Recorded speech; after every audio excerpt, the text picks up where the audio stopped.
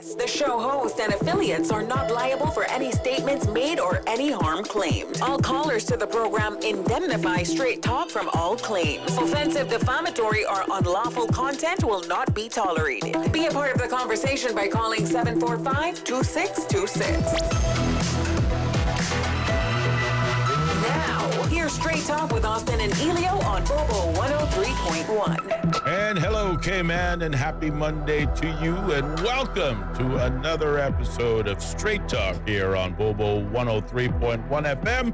I'm your host, Austin Harris. And I'm Ellio Solomon. How are you today, Mr. Harris? Other than being very warm from a very warm Monday today, really makes me miss the weekend weather and what started us off on Friday, certainly being such a beautiful day in paradise. It's back to being surface of the sun hot today, buddy. That's what it felt like to me. Surface of the sun, it was, my God, jeez. I had to park in like one spot for like 5 minutes, and trust me, I was like melting in the seats. You know, it's like. And of course, your AC just works overtime in this sweltering heat to the point where you go, is this even working? Well, especially me with the truck, you know. Yeah. Maybe the car, you know, you kind of working there, but the truck? No. I don't know. Don't know. Well, all I can say is like surface of the sun pretty much describes it. Very, very hot. Yes. And I don't mind that if I'm dressed in my construction attire, but, you know, come on. When I take a shower and get dressed to come in the studio, I don't want that. No, I agree with you there. Let's see what they have on the forecast. A tropical wave located west of Jamaica is expected to drift across the Caribbean this evening, leading to a slight increased chance of showers tonight. Oh, that would be such great news. You know, from Tuesday morning, a plume of Saharan dust will spread across the region, bringing hazy and generally settled conditions over the next few days. Doppler radar images show some isolated showers in and around the Cayman area towards the west. So what do we got on the forecast for tonight, you might be asking? Well, tonight we got partly cloudy skies, 30% chance of showers tonight.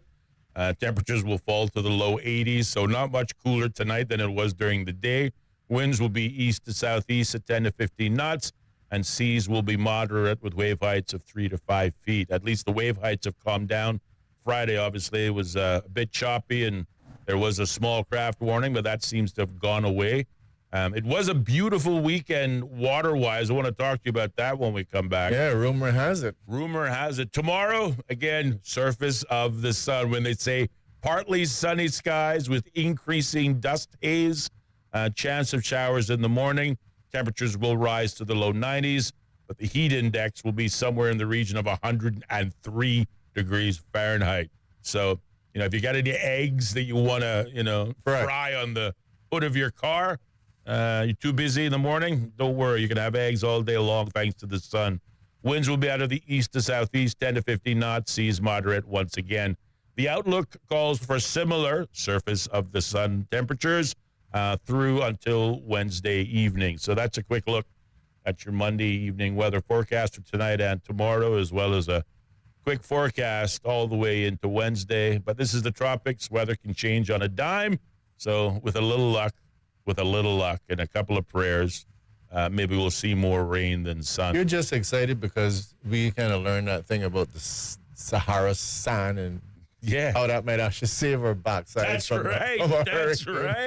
Hey, listen, to be excited this time of year is a rarity. So I will take whatever I can get, you know, whatever little silver lining comes in those rainbows during hurricane season. Thank you, Lord. I'll take it. Thank you, Lord, for your blessings on me. That's right. I like that song. Got a roof up above me. I have a good place to sleep. Anyway. That is a good song. It's a good song. Yeah. So, you know, last week I was whining and moaning that, you know, I hadn't gotten to the beach because it was always too busy, particularly over the long weekend. And it literally had me, you know, kind of depressed because, you know, I need my little dip, you know, to maintain a, you know, even keel. Mineral bath. That's right, as you call it, and that's what I was thinking. So Sunday, overcast, beautiful weather. Got there really early in the morning, stayed for a couple hours. It was fantastic. As I got in the water, Early morning when it's cold, that's the oh, perfect. you know this, your lips to God's ears. And I was thinking to myself, this is the mineral bath. I never quite heard it.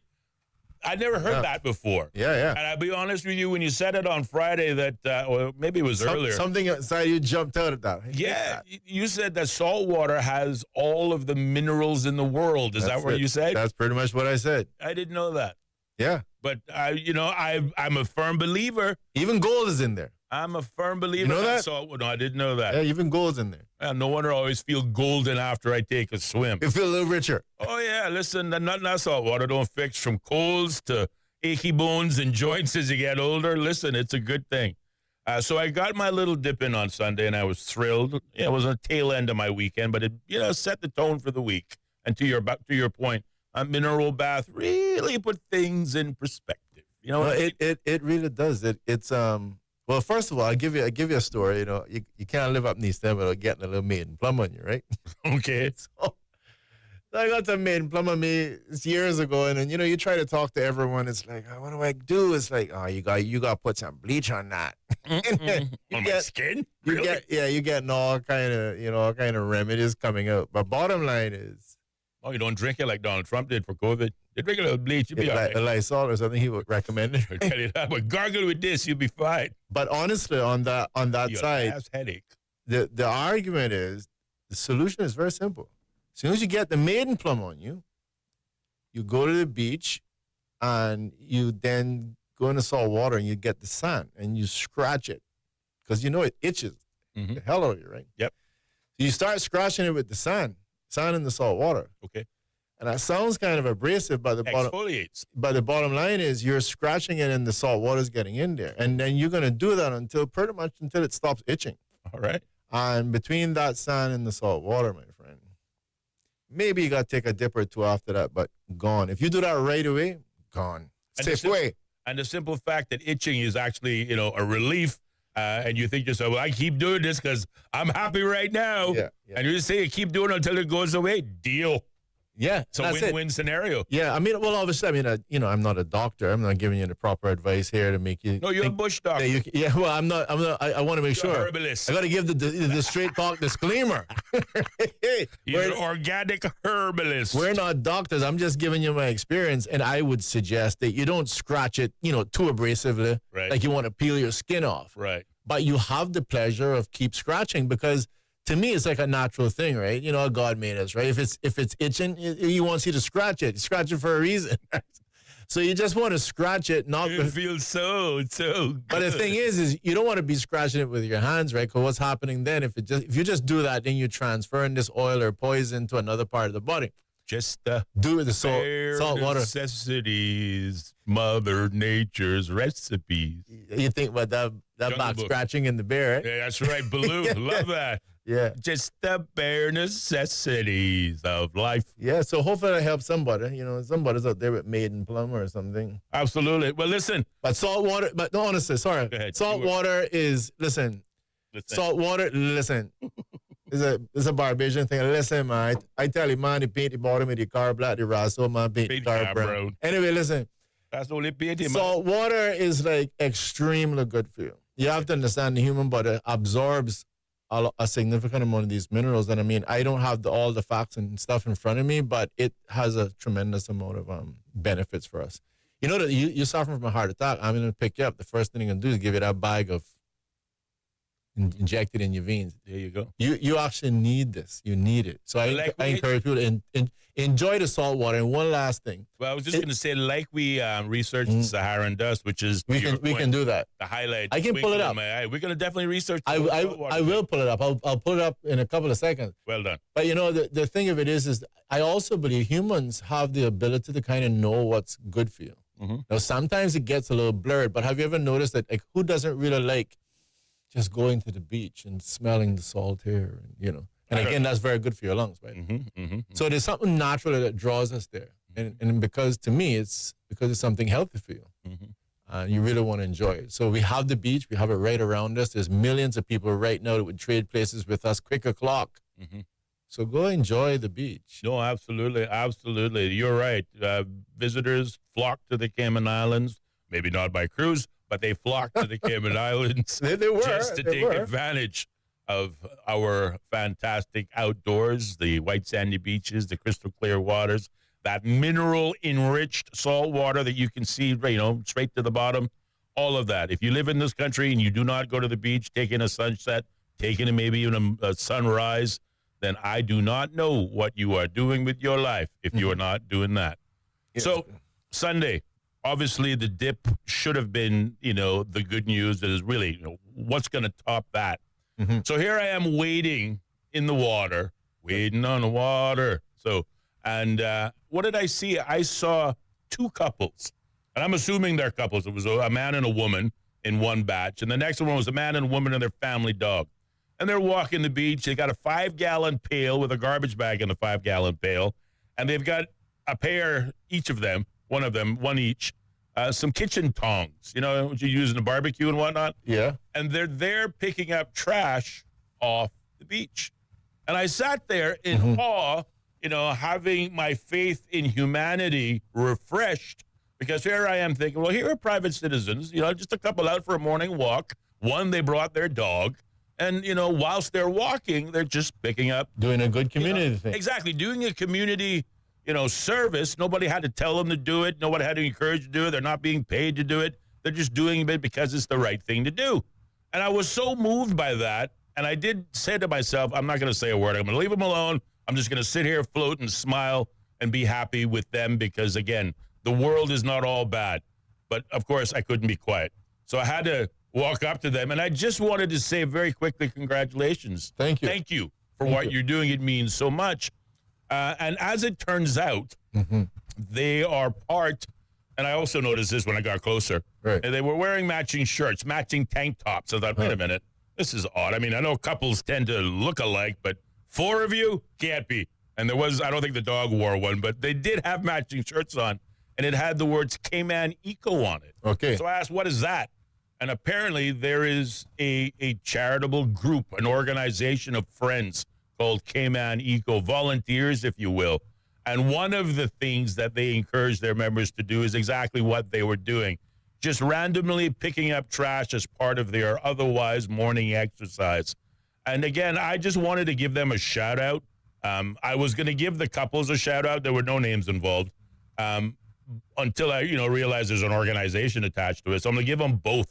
The fact that 4 people, residents, citizens of this country, just took it upon themselves to be the solution that they are searching, the country for. They're doing it themselves, their own initiative. Yes, as part of a group. So clearly there are more of them that are doing this across the island. And I just think it's super wonderful.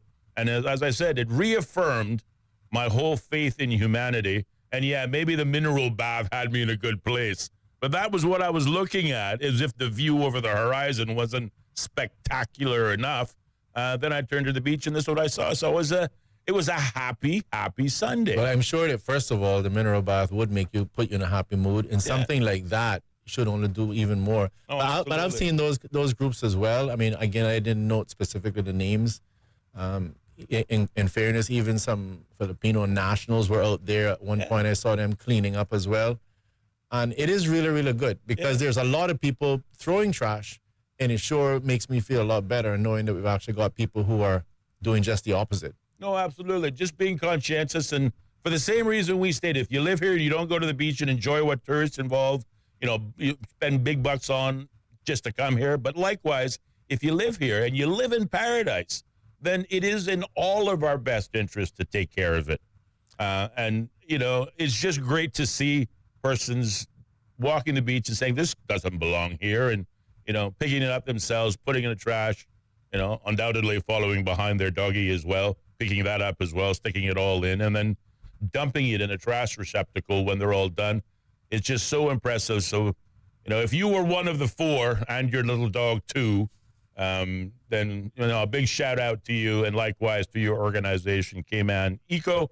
Bravo. So I've got something That's the kind of encouraging, good news, authentic good news we can talk about, not real. The kind of real good news that doesn't make it to the headlines. You know what I mean? Yeah, I know what you're The saying. good that people do, but nobody knows about it. I like that. No, you know what I mean? Like the Bible says, do your You know what good I in mean? private. When you pray, do it in So private.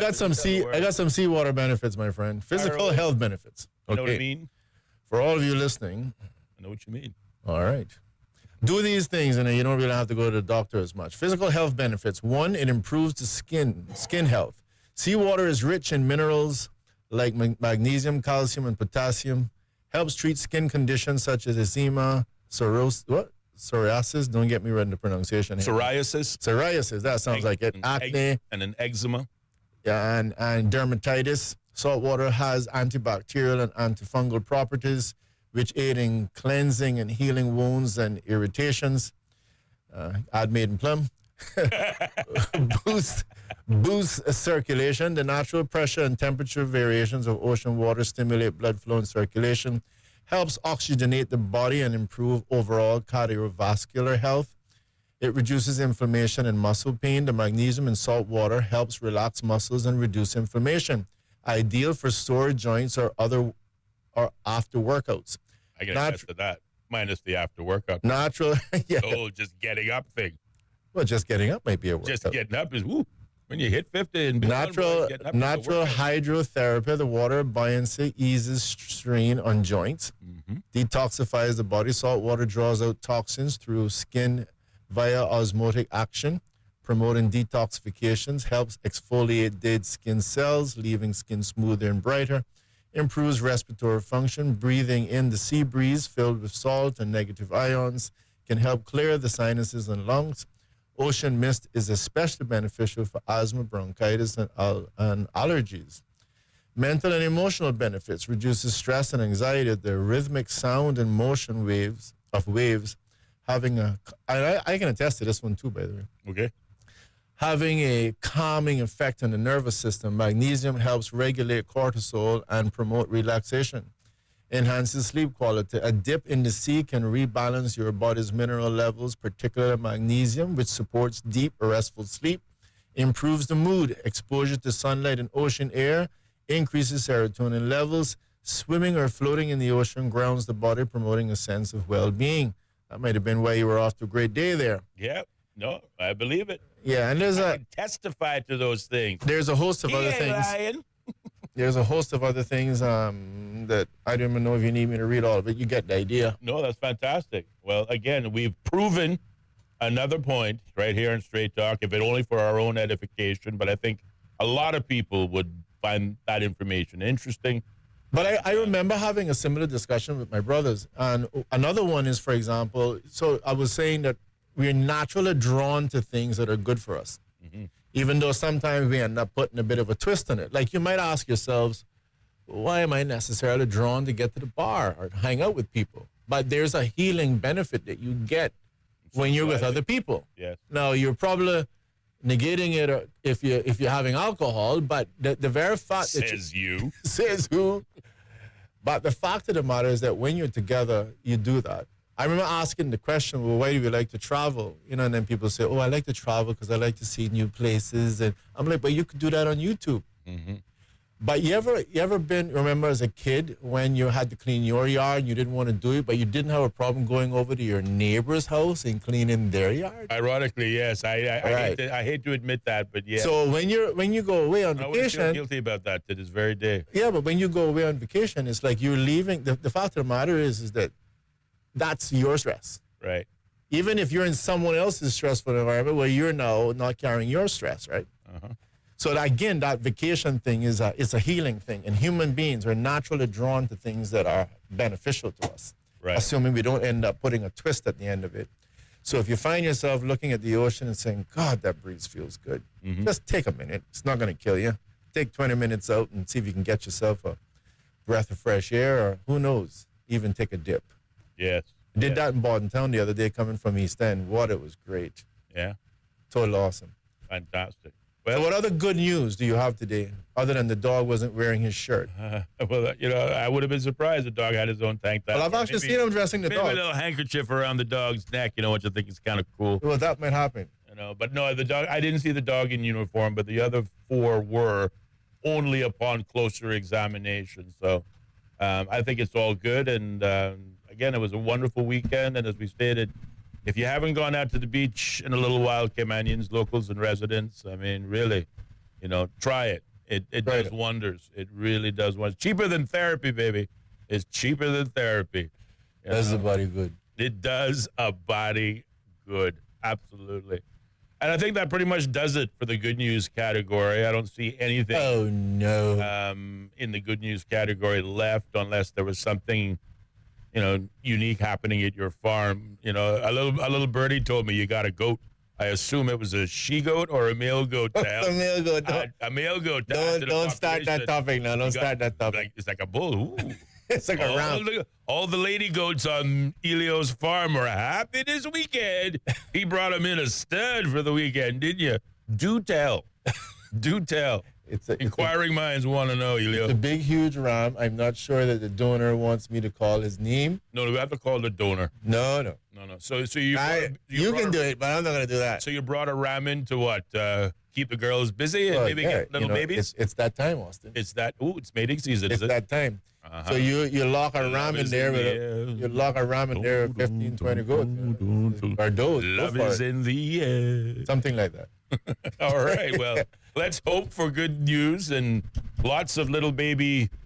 What do you call baby goats? Baby goats? Baby goats. Baby goats. All right. Kids. Yeah. All right. Well, let's hope for kids. Which is why I used to work at KPMG with a guy. He used to say, I don't like when people call people kids. Because I guess he thinks about the goats, yeah. But yeah, you're actually calling them kids, and then you have, the does are the females, and the rams are the males. And do you raise goats specifically, like for the same reason you raise cattle for the meat? Yeah.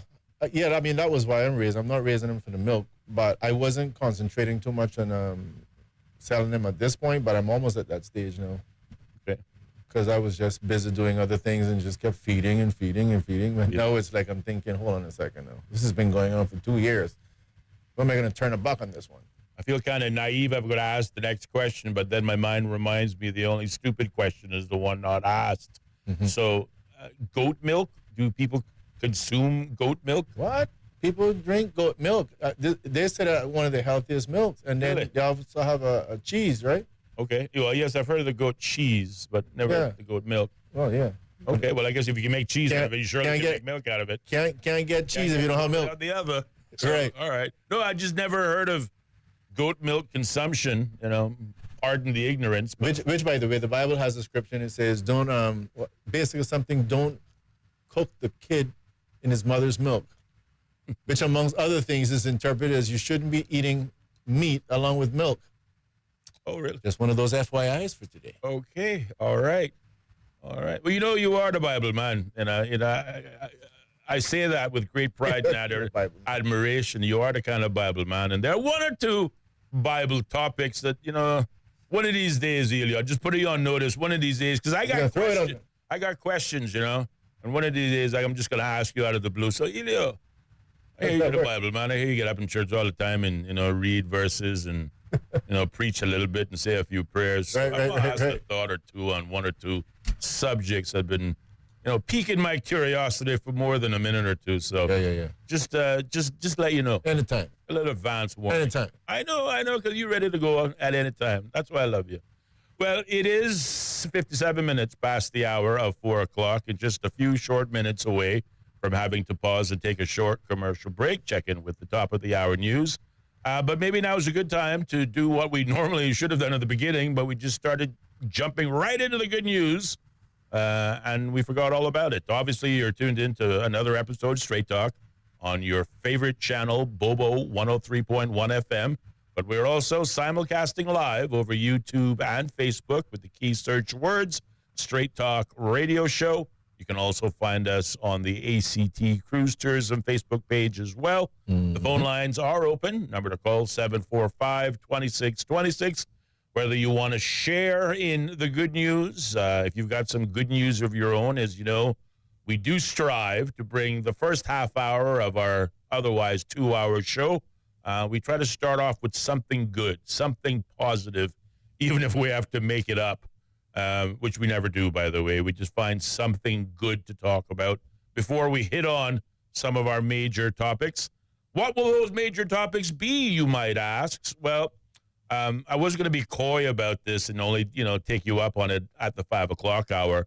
But I see you were busy this weekend on social media, Mr. Solomon. Yeah. I see you were banging away at minimum wage. I guess you're allowed to mention it because it is public. It is a public domain, quite right. So I saw that and I thought to myself, I wonder if my friend didn't quite get it off his chest last week and he still has more in which he wants to say. I just think you need as much explanation as possible. I really don't think a lot of people get it. All right. Well, when we come back, minimum wage, from my colleague's perspective on the subject. Again, we talked about it last week, talked about it Friday. If you missed it, again, I keep saying, man, you cannot afford to miss a single day here on Straight Talk because you just never know what conversation will rise up. So we'll talk about that. There's a matter, again, before the Privy Council. Maybe we'll talk about that and engage my colleague's very keen legal mind as well. Today's the Ellio Solomon Show. We're just going to talk to Ellio and ask him questions. But we are going to pause and take a short commercial break. Again, the phone lines will be open 745-2626 all evening long. You're listening to Straight Talk, broadcasting Monday through Friday, 4:30 to 6:30, right here on Straight Talk, Bobo 101.3 FM, 103.1. Bobo. The BBC's From Our Own Correspondent. In today's Russia, no one is allowed anywhere near the political stage if they pose a serious challenge to Vladimir Putin. Stories and reflections from our reporters around the world. There is a major sense of insecurity here. More people are coming in from Sudan every day. From Our Own Correspondent from the BBC. The home of the BBC World Service. This is Bobo FM. How can we understand the world better? The BBC World Service is a window onto the wider world. The vantage point from which to survey a new horizon. News, reports, and analysis from around the world. Stories we think matter. Different people from different societies. We get to the heart of global issues. News, stories, and global perspectives from the BBC World Service. The home of the BBC World Service. This is Bobo FM. The BBC is the world's most trusted news source. And Bobo 103.1 is where you'll find the BBC World Service. BBC News, the world news from the BBC. And the home of Cayman's most listened to top shows. That's right, folks. Everyone is telling their mama about the cold hard truth. And welcome to Straight Talk. I'm your host, Austin Harris. And I'm Ellio Solomon. Across Cayman, on FM, online, and on your smart speaker. This is Bobo 103.1. This is Bobo 103.1, powered by Health Services Authority. At Health Services Authority, they are committed to caring for you. They are Cayman's largest and longest-standing healthcare provider, offering the most comprehensive range of inpatient, outpatient, and public health services at 9 different locations across all 3 islands. Across Cayman on 103.1 FM, online, and on your smart speaker. The home of the BBC World Service. This is Bobo 103.1.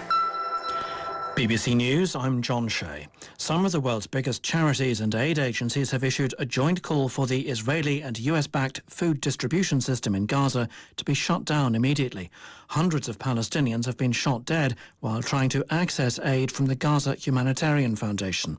Here's Imogen Folks.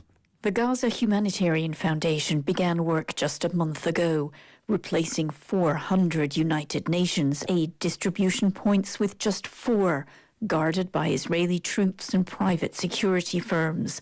Hundreds of Palestinians have been shot trying to access the aid. Today's statement from some of the world's biggest charities says the foundation is violating all norms of humanitarian work, forcing 2 million people into overcrowded, militarized zones where they face daily gunfire.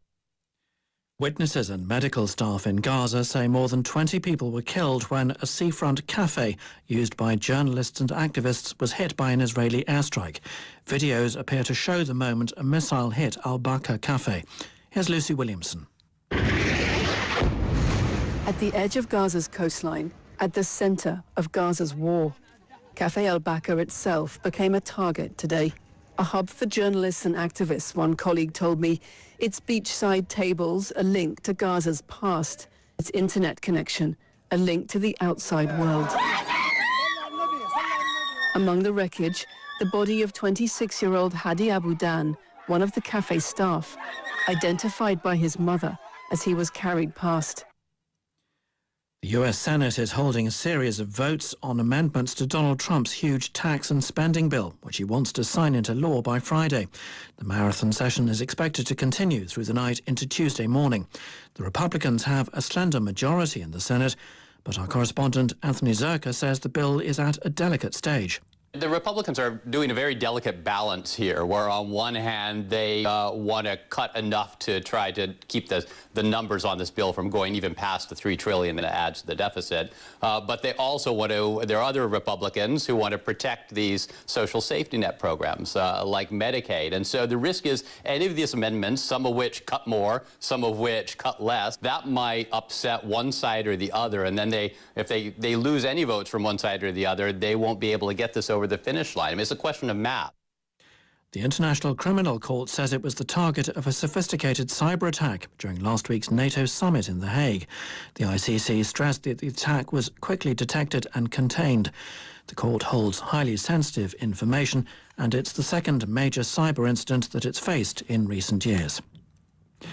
This is the latest world news from the BBC. The gunman who ambushed and killed 2 firefighters and critically wounded a third in the US state of Idaho on Sunday has been identified. Officials believe 20-year-old Wesley Rowley deliberately started a fire and began shooting at the responding firefighters. Police officers found his body along with a weapon in a wooded area close by. Investigators say it's unclear whether he killed himself or what his motive was. The authorities in northwest Mexico say 20 bodies have been found on a highway bridge in a part of the country where factions of the Sinaloa drug cartel are fighting. Violence has soared in Sinaloa since the capture last year of a veteran gang leader, Ismael El Mayo Zambada. He claimed he was kidnapped in Mexico by a son of the notorious drug lord Joaquin El Chapo Guzman and flown to the United States against his will. The family of a Ugandan member of parliament who had been missing after being abducted over the weekend say he's been found alive but showing signs of torture. Barnabas Tinkasimira is a member of the governing party, but he's been an outspoken critic of some aspects of President Museveni's rule. A Norwegian lottery company has issued an official apology after it wrongly told nearly 50,000 people they'd won vast sums in last week's draw. The system mistakenly multiplied the actual prize money by 10,000 instead of dividing it. The company's chief executive has now resigned. Ole Fredrik Svein from Oslo thought he'd won about $120,000. He's managed to see the funny side of the incident. I checked the news in Norway, the homepages, and then I saw there was like lots of people that's been winning. So then I figured out, yeah, this is wrong. What can I say? I can always smile about it now, but it felt great being a millionaire for 50 minutes. And that's the latest BBC World News. It's 22. The views and opinions expressed on Straight Talk with Austin and Ellio do not necessarily reflect or represent the views of Stingray Media, its staff, or contributors. Callers to the program accept full responsibility for the views expressed. The show host and affiliates are not liable for any statements made or any harm claimed. All callers to the program indemnify Straight Talk from all claims. Offensive, defamatory, or unlawful content will not be tolerated. Be a part of the conversation by calling 745-2626. Now, here's Straight Talk with Austin and Ellio on Bobo 103.1. And welcome back, K-Man, to more Straight Talk here on Bobo 103.1 FM and simulcast live over YouTube and Facebook under the key search word Straight Talk Radio Show. You can also find us at the ACT Cruise Tourism Facebook page as well, or you can pick up the phone and give us a call and be a part of the conversation by dialing 745-2626. Or you can also reach out to us on our WhatsApp number, 928-2562. From there, you can either leave us a WhatsApp audio note or a traditional WhatsApp text message. And to make sure we cover all of our bases, if email is your thing, you can email host@straighttalk.ca. KY and be a part of our discussion ongoing all the way until 6:30 tonight. Ellio, as I was saying during the break, I could not help but notice over the weekend whilst I surfed the social media pages. Some made me laugh. Some really made me laugh. But then I saw yours, and of course, It made you cry. It piqued my interest, and I thought, look at this guy go. He is still on with this minimum wage, and actually, it was a very good conversation. Obviously, you shared some thoughts, and you were able to, I guess, agitate and pique some interest from some of your followers, and there was a nice little conversation going there on the thread. And as I said prior to the break, it seemed to me that clearly you have a lot more you want to say on this subject. So I will let you take it away. Yeah, well, thank you, Mr. Harris. And again, the thing of it is that I continue to talk about it, not to try to win a prize or anything, but because I expose these positions because I legitimately believe it to be the case. And I open it up to any intellectual to call in and advise otherwise. Let's get into the discussion and see if we have it right or if we have it wrong. But we talked about this minimum wage, and just to get for clarity, I mean, there are some persons I've spoken to, I'm pretty sure there's somebody in a vacuum that isn't in a vacuum that's trying to suggest, hey, maybe we're just picking on the government. It's not just picking on the government. Because I've had these same discussions in the past and in the recent past, even in relation to the previous government. One of the things that I did was I gave some accolades, as I mentioned before, to the present government because I was under the impression, as we heard from Michael Miles, that he was going to be considering it and that he was still involved in reading this 154-page document, which was the size of a book, I think is the way he referred to it, that I walked away inferring to a certain extent that it meant that the government was probably going to strategically delay this issue about minimum wage. And I gave them accolades for that because I believe if they did that, I think it would have been a wise thing to do. And when you say that, there are persons who jump automatically and say, oh my God, Ellio, people need to survive and you need to increase their pay. And I think with the greatest of respect, if you're taking that position, you are correct that people need to be able to get more from their pay, but you're missing the boat, quite frankly, as far as I'm concerned. Because what I'm attempting to say is you're going to only help a group of people, let's just put it that way, for a very short period of time.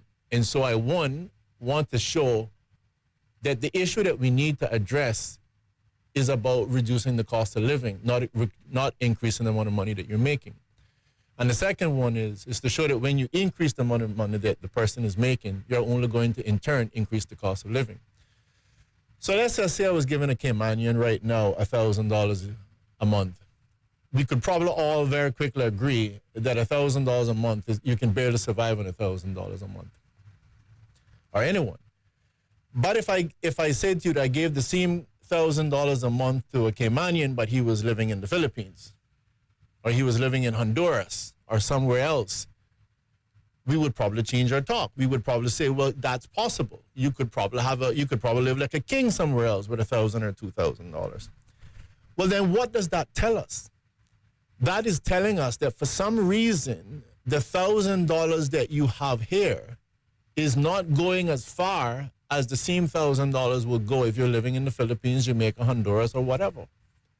So then is it not a case that we need to be able to find a way to get as much as we can for the $1,000 as opposed to increasing the figure? It makes no sense to say I make $10,000 a month, but you can only buy $1,000 worth of stuff with it. It's better to make $1,000 every month and be able to buy $1,000 worth of stuff with it. So I give that example there, and I want to walk through and labor through it in terms of how this minimum wage impacts everyone at the end of the day. So the average person out there who's making $6 an hour, that means they're making approximately $1,000, depending on the amount of hours they're working, obviously. But in a sort of general 45-hour a week, they're probably making about $1,080. And they're going to end up getting a $495 increase. So in essence, those persons will go from, say, just over $1,000, they will go to $1,500. And I'm saying to you, and let's forget for a moment whether it's a Caymanian or whether it's an expatriate worker. The primary persons and businesses that are going to be affected by that are not the big businesses. Most big businesses are probably already paying persons above $6. They're probably already paying them $8.75 or plus. So who's going to be most impacted by it? You're going to be impacting the persons who have domestic helpers, in which, by the way, in that report, in that 154-page report, the Minimum Wage Advisory Committee specifically states that this has to apply for helpers. No more bubbles, okay? No more lacunas, no more exemptions of these persons who are domestic helpers. So that means every Caymanian, whether it's mom and dad or whether it's single dad or single mom, will have to increase the payment that they make to that helper. And equally with other small businesses, I gave examples of the jerk chicken guy. The jerk chicken man is going to have to increase the amount of money that he's paying. So if it was even a case, Mr. Harris, that you would just simply end up that the jerk chicken guy is the only guy that increases his price and that's the end of it, it probably wouldn't even be a bad scenario, because I think the math would tell us that the minimum wage is going to pump out on Caymanians alone another $990,000 a year for the 2,395 Caymanians that would benefit from minimum wage. It will pump out $990,000. So if we just dealt with Caymanians for a moment, it would mean that if you could do it, the jerk chicken guy and the other guy, the little guys that are being affected, would only increase their costs an additional $990,000 for the year to compensate and stay where they are. Because bear in mind that chances are he has his little business, which is just the salary that he needs to survive. And he doesn't want to have to eat up another $495, or maybe do that 3 or 4 times. He's going to lose. So he's going to increase the cost. And when he increased the cost of that chicken, we need to understand who pays for the cost, increase in the cost. Not just the 2,395, every single one. So you and I, the guy that's in the bank, it doesn't matter what it is, goes to the jerk chicken stand and it's no longer $10, it's $12.95. So everyone deals with that. And everyone now has to say, hold on a second, the jerk chicken cost has gone up.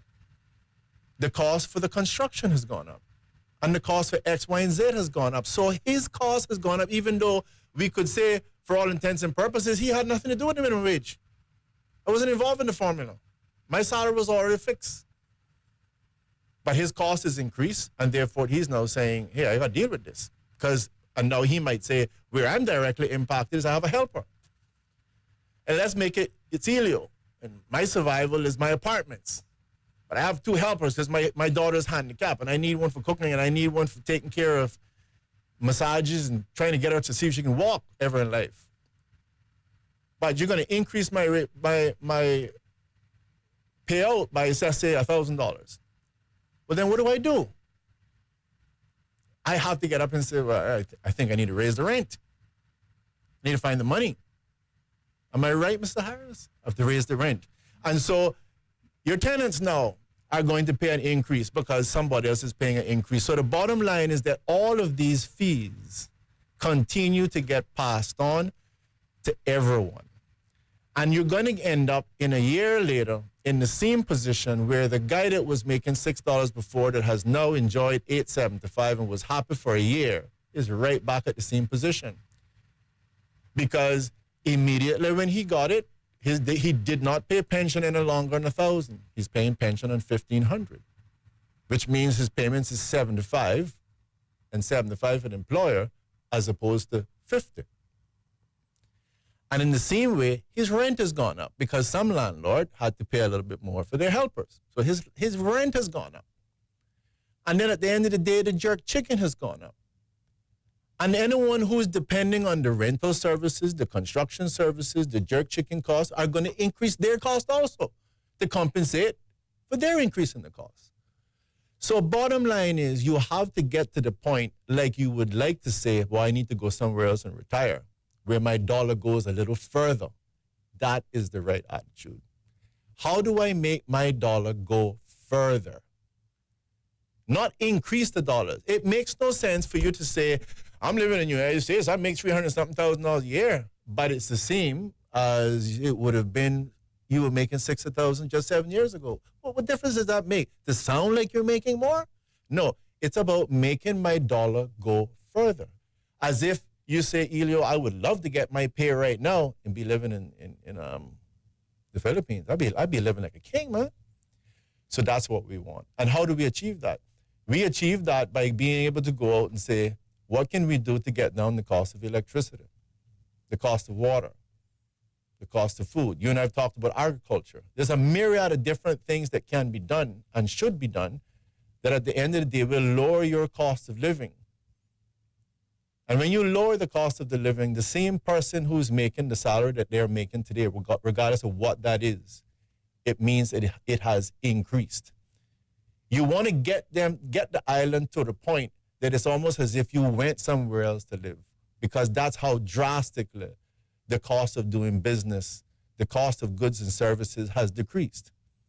This is where if you can get technology, for example, employed, that at the end, and again, of course, that has some disadvantages as well, but if you can put technology in place where the technology significantly reduces the cost of doing business. I mean, I can use AI, for example, just use that. I can tell AI to just write me a letter, right? Do this. Before I would have had to have hired someone to do that. You would have been paying $1,500 a month at least to be paying somebody to do that. So you're able to keep that cost down. And that is what we need to be doing with every single thing that we have in Cayman, electricity. There's things right now that I was looking up over the last week or so that government can do within the very contract within CUC. Even to say, Ellio, here, you can get up now and try to go off grid with all your solar. Again, the core program, a myriad of different things that we can and that we should be doing. But why isn't anyone going to do that? Because it takes real effort. And as they say, corruption is like electricity and water. It takes the path of least resistance. And bottom line of it is that what is easy is to simply say, we're going to increase the minimum wage. And it's going to make people feel good for a moment. But at the end of the day, it's not really going to work. It will work for the expatriate workers, assuming they can live on what they're living now the way they are and send the rest back home. They will truly benefit. But not the Caymanian who's staying here. He's not going to benefit. And so I would love to ventilate. I don't want to ventilate the topic in a very logical and systematic format. I do not see how at the end of the day that is going to work and why people are so much feeling like that's going to work. And I think we've already been there. I think it was on one of the posts, I think somebody shared one of my posts, and I think it was, what's the guy name that does the solar? James, what's his name? James Whitaker. And I saw him post as well, and again, he gave one of these comments, and I think I've heard it before, but he basically was saying, well, if the minimum wage solves the problem, then just raise it to $30, get it over with. We won't have a problem again. And that he's saying that, I'm sure, a little tongue-in-cheek, but it's to the point, it's not going to solve the problem. Because you could raise it to $30, and you're going to be in the exact same position within a year or 2 years. But what takes real effort is about going about methodically and saying, what am I going to do to improve farming in Cayman and lower the cost of the goods? What am I doing to do that with electricity? How am I doing that with water? And the list goes on. It takes time. But as I've said to you before, at least in my lifetime, when I get to crossroads, one thin and one wide, one easy and one more difficult, I find myself saying, Ellio, take the difficult road. That's probably the right one. The quick, easy, I think there's three things killing the world: quick, easy, and emotions. Everybody want everything quick. Everybody want everything easy. And we're full of emotions, right? We don't have time to listen because we already got our mind made up that can't work. And we want everything quick and we want everything easy. And we also want everything cheap, but we don't want cheap labor. Supposedly, we're supposed to feel bad about cheap labor, but we want everything cheap. So I think at the end of the day, and I say this with as much care as I can for everyone, because I'm not sitting here. I don't get a salary. Nobody gives me a salary. I haven't got a salary since 2018. So when I say, hey, it's not going to work, I go and I make my money by doing business. And bottom line is, I'm simply saying to you, is that what really is going to work for me and the other guy, if I can go, what is my electrical bill now? At least $900 and something. You'll find a way to cut that in half by 50%. That gives me $450. You know what I'm going to do with the $450? I'm going to do something. I can build something. I can put more in straight talk. I can do something. I got $450 more. Find a way to reduce my real costs. Don't tell me how we can just increase my salary and at the same time be increasing my costs. Not going to work. So if you ask me what I posted on the weekend, yes, I posted 2 articles. One specifically to that point about giving some of the numbers, such as 2,395 Caymanians are slated to benefit from the minimum wage, and you have 8,000 expatriate workers, just above 8,000 expatriate workers that will also benefit. And given specifics as in relation to helpers, that means on average, Caymanians will have to pay $1,750 for a helper. And if they live in, and you're giving them food and board, or room and board as they call it, well then it would probably be around $1,500. And like I said, I don't really think it works. And I think it was, as you said, it was positive. I think the majority of people responded well to the article. I think most persons seemed to get it, and I was very happy about that. I still see 1 or 2 of my friends that, I don't know, diehards, I suppose, but, what can I say?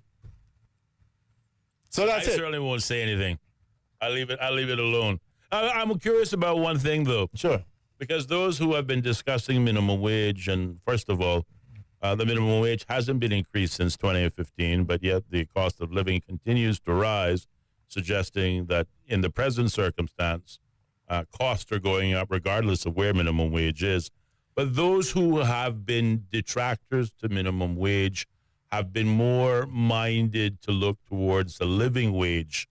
Do you have any thoughts on moving towards a living wage, and is that viewed more favorably in your calculations than a minimum wage? Somebody would probably... or any salary increase is just, in your mind, a relative further pass-on cost to the increasing the cost of living? Well, somebody would really have to explain to me exactly what they mean when they say living wage. I hear that. I hear that term living wage, but again, what does that mean? Because it almost sounds like the same thing when somebody's saying, what does the person need to live, to survive?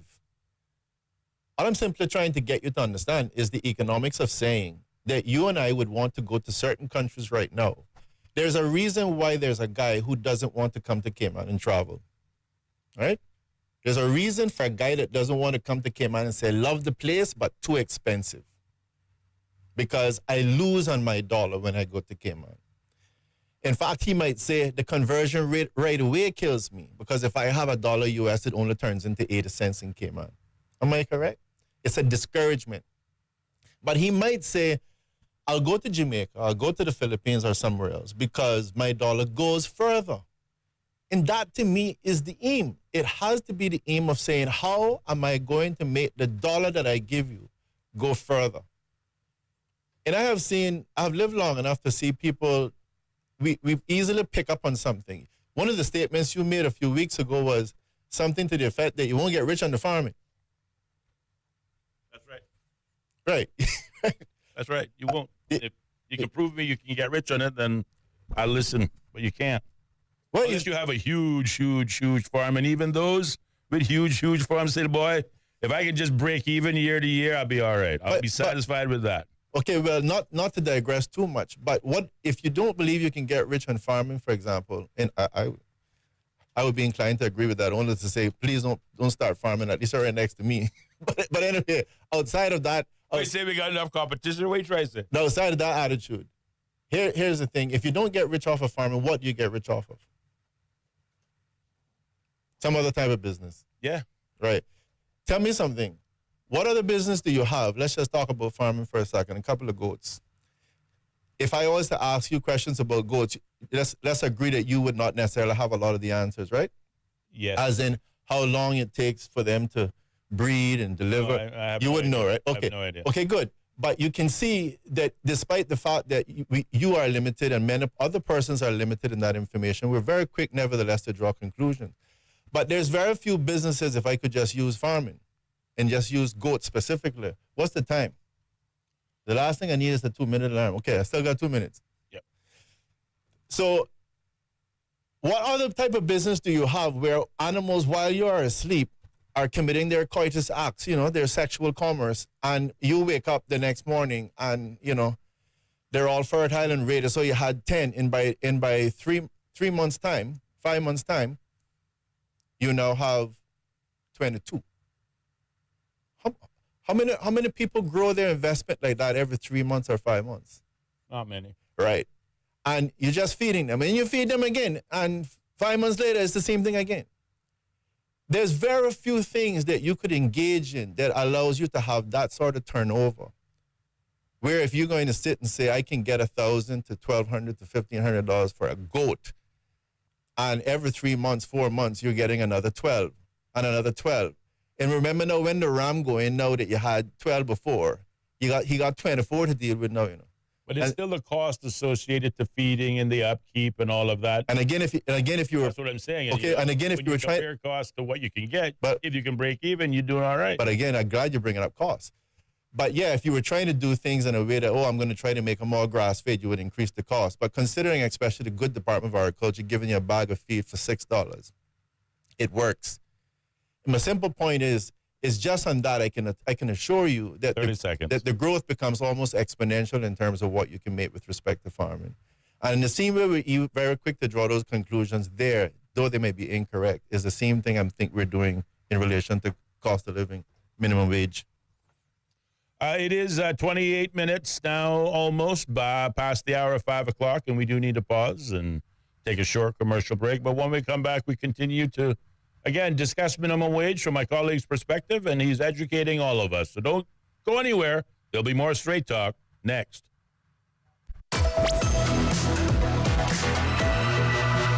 More Straight Talk with Austin and Ellio coming up. Be a part of the conversation by calling 745-2626. Bobo 103.1.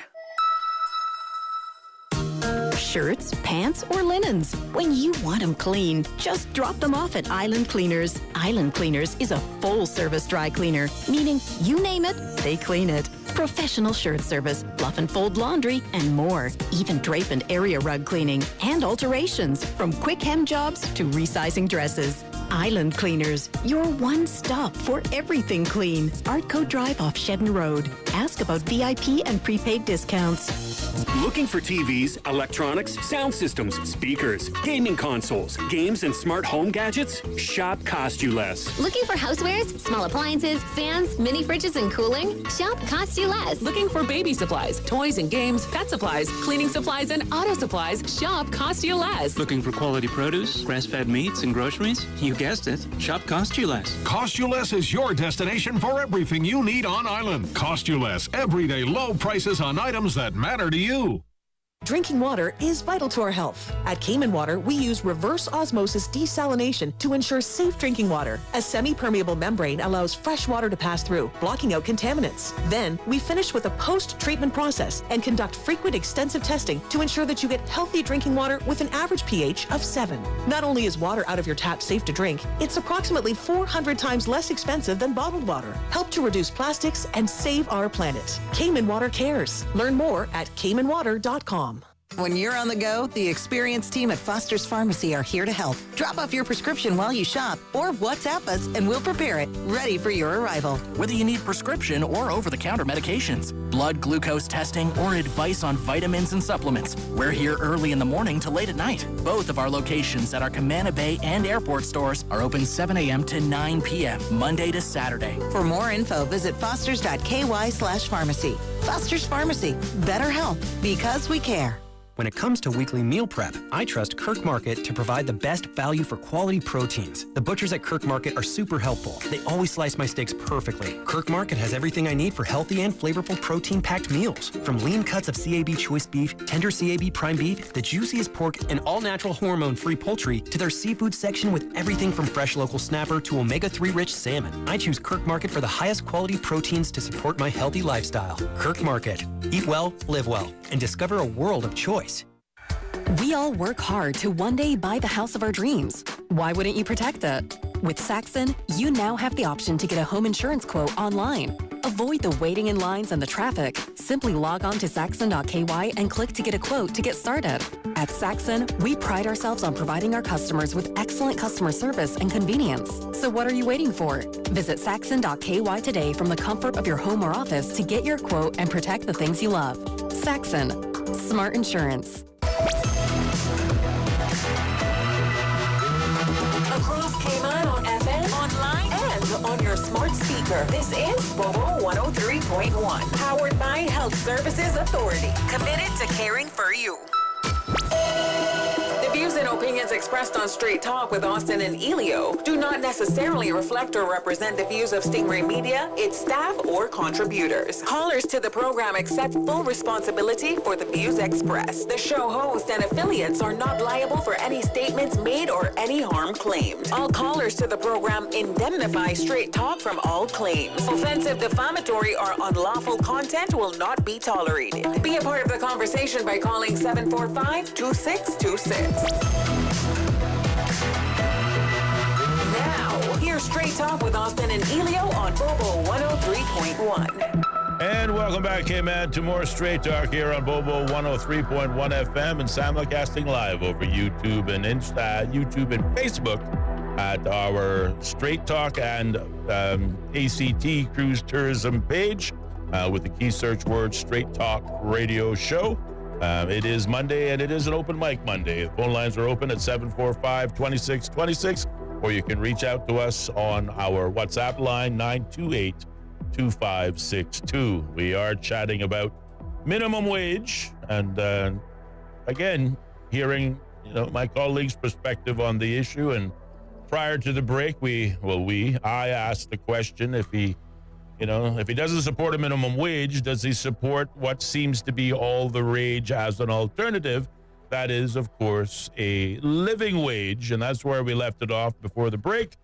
And I want to allow my colleague an opportunity to respond with longer than 2 minutes. You have 23 minutes. I think you can. No, honestly, like I said to you, you would have to give me the definition of living wage in order for me to respond, competently to that, because just hearing that living wage sounds to me like somebody simply making a slightly parallel argument to minimum wage. I really, off the top of my head, without me looking it up, can't draw a distinction with a difference. Well, let me put it another way. Mm-hmm. There has been for some time, if you certainly listen to the street and the callers, and not just, obviously not to our program because we're only 4 months old, but the programs that have existed for the better part of 4 years, if not before that. A lot of persons saying, listen, the problem in this country is as prices go up, my salary doesn't, unless, of course, you work for government.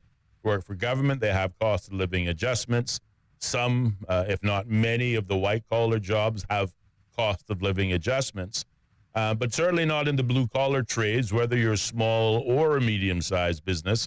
And persons are saying that, what has increased in this country are costs, but salaries have not kept pace, which means that no matter what is done to, quote-unquote, reduce the cost of living, my buying power will always be behind the 8 ball. Mm-hmm. Your thoughts? Well, again, I was just looking at very quickly on the whole issue about living wage versus minimum wage. And again, just having a very cursory overview, I don't think that I end up with much difference in my mind in terms of minimum wage versus living wage. But basically what it's saying there is, as I mentioned earlier on, that living wage would be like, here's my calculation of what a person needs in order to be able to live, to survive. And I think with all due respect, I think that that's what they're also trying to do to some respect in relation to the minimum wage. But again, to me, it doesn't change it. I think that I have made the case. And if somebody can show on those particular points where it differ, I would be love to discuss it. I think it is a case that we have to find a way to make a dollar stretch, as they say. It is a matter of saying, when I go to a country with a small amount of money and I know that I do well, I get all the things that I need, then I ask myself, what is it? Is it because I have more money, or is it because my money has gone further? We need to be able to reduce the real things in the economy that is causing the increase in the cost of living. Banking, mortgages, there's a myriad of different things that can be fixed, but we are never going to fix it if there's a little sparkly button somewhere that all you have to do is press it and increase minimum wage, and it placates everyone with their little dose of heroin. I don't think that that's the solution. But would you agree? Yeah.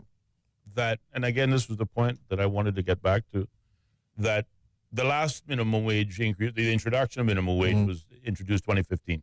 It was like $6. But between 2015 and 2025, we have gone through a global inflationary rise, not least of which on the heels of COVID, and then, of course, trying to rebound from COVID, which took, inflation globally to brand new highs. And as they say in Cayman, America sneezes, Cayman catches a cold. We have seen increase after increase after increase in cost of living, and no increase in minimum wage. Therefore, minimum wage really had little to do with the cost of living, to your point, because everything else around it has increased. Well, I don't know if anybody who's done the calculation that can sit and say, what did that 100% increase? Because I remember before minimum wage chatting with a security guard at one of the rental places, if you like, in town. And I think he was making something like $3.25 an hour. He was from India. And so you can see that raising it to $6, again, was almost 100% increase. Now we're talking about increasing by 50%. But first of all, I don't know of anyone that has went out there and done the calculations as to say, but what did that arguably 100% increase in minimum wage that was set by the natural currencies of the market, how much did that increase cost of living? I don't know anyone that done that math. I'm sure that no one has probably done it. But in addition to that, you are correct to say that there's a myriad of different things that has caused further increase in the cost of living. Banking in terms of mortgages have increased, I can tell you. Anybody living with a mortgage right now can sit and say, I can think of at least one moment, mine went up at least $900 something. Then at the end of the day, you have increases in terms of your electrical bill. You have, when you mentioned COVID, for example, everybody's sitting at home and now deciding they're going to do all the DIYs they couldn't do. Put a major demand on the industries, and that again raised prices, right? So there's many different factors that are coming in to cause inflation. But in order to do the math and the calculations, we can't put them all in the equation, because I don't think any one of us, unless we're some kind of quantum computer in our minds, we can't put all those things in. We can just look at this in isolation, as the economist would say, ceteris paribus, all things remaining the same, and just look at this minimum wage through a microscope and say, what will do in this cause? And it's very simple. If you're telling me right now that there is a mom and dad who are sitting at home and they have a living helper and they were paying them $1,000 a month and everybody was happy because she gets all her meals for free and free Wi-Fi and all this other stuff, but they're now going to be forced to get another $500, it's just very simple. What do? It's either they're going to find a way to eat that cost, and if they're making enough, they probably could eat it. But if it's the average guy perhaps only making the $60,000 that the average Caymanian makes, he's going to have to try to find that $500 somewhere else. And if he has a little small business especially, he's going to increase the cost to, at the minimum, try to recoup the $500. If he's a nice guy, I don't want to be too exorbitant, but I'm just going to raise it enough to get back my $500. Do you agree that you're going to see increases in costs? Do you agree that the majority, when we talk about, the notion of living wage, and to your point, the living wage, you don't see it as being a stretch better than minimum wage. Do you agree that the majority of employers in this country pay above minimum wage? I don't know if the majority, but I think quite a few of them are paying above what we are now putting the minimum wage at. But this is where, again, I said the challenge is because that's the other negative.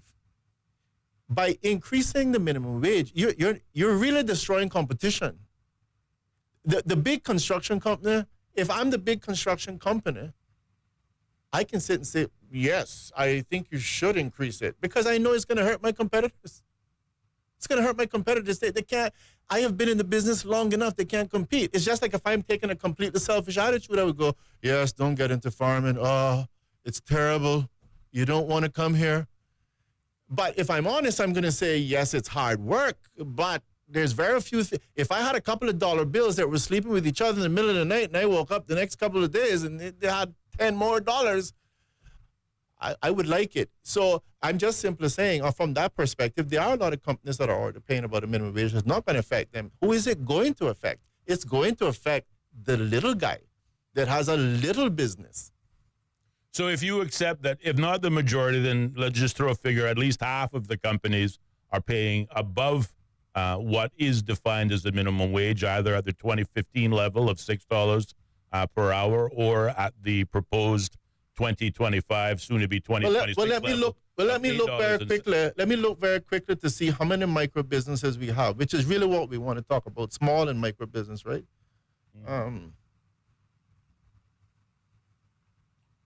Well, whilst you're looking for that, again, to avoid the dead air, which is the cardinal sin in radio, if we assume that there are 50% of the overall quote-unquote employers in Cayman are paying above the minimum wage level, and that is either $6 or the soon-to-be introduced $8.75, then I wonder if you would agree with the viewpoint, if not the core policy objective of the Minimum Wage Advisory Committee, both in 2015 and in 2022, October 18th, 2022 to be precise, with the date of the second round, and of course what produced the 154-page report, that the purpose behind increasing the minimum wage in the Cayman Islands was to address the very real salary exploitation of persons, but specifically persons who are or represent the lowest paid workers in the country. Is there salary exploitation going on in the Cayman Islands in your mind? Well, first of all, I want to state that, the Minimum Wage Advisory Committee gives a lot of admonishments to the government. And again, those things are not necessarily always mentioned. But they give admonishments such as this will create spillovers. They're giving these same warnings in the minimum wage report. It's just that nobody talks about that part. We only talk about what the final recommendation is. And they also said we do not recommend that you implement and make it 875 right away, but do it gradually. So again, they recommend a phased approach. And they do it because, again, somebody is giving you the task of saying we need a minimum wage and you tell us what it needs to be.